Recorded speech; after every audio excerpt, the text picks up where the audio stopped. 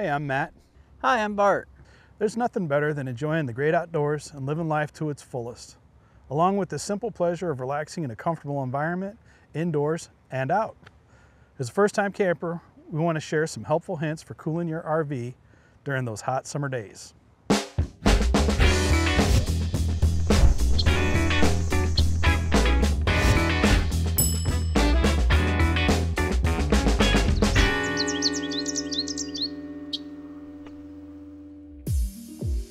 Thanks to the internet, we have the ability to scout campsite locations before we even leave the house. As we look at how to better cool our RV, keep in mind the sun's angle, trees, and our shade. These items and more will help to determine the exposure your RV will experience. We'd like to give a shout out to TOGO RVs Roadpass Pro. Using their app helps us to find the ideal campsite while discovering quirky roadside attractions and scenic points of interest.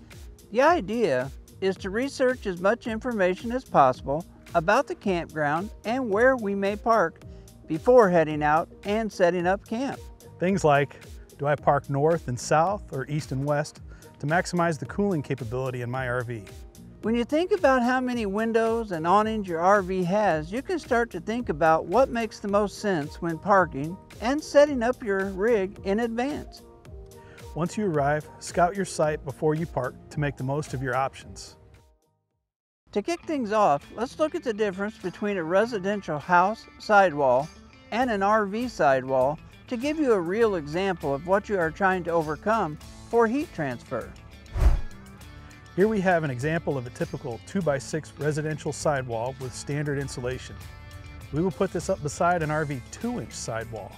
The difference in the sidewall's ability to transfer heat is significantly different from a home to an RV. Inside the RV, start with the shades or blinds drawn and reflective solar foil in the windows where needed.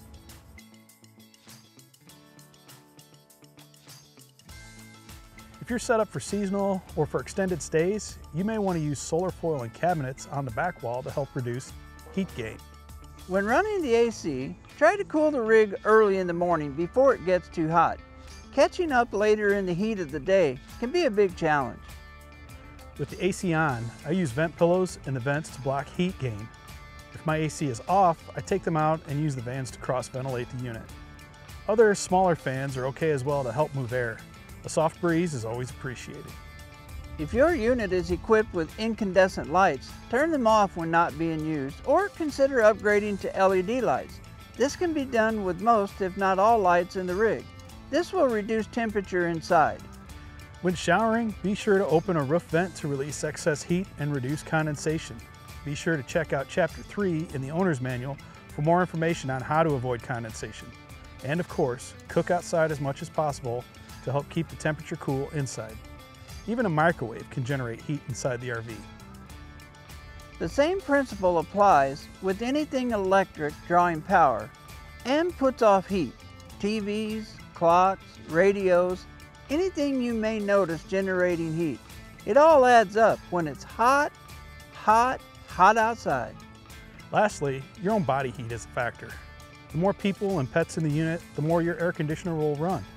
Now get out there and enjoy the outside. There are many options available to help with cooling. Window awnings, sunshades, snap shades, solar foil, and more.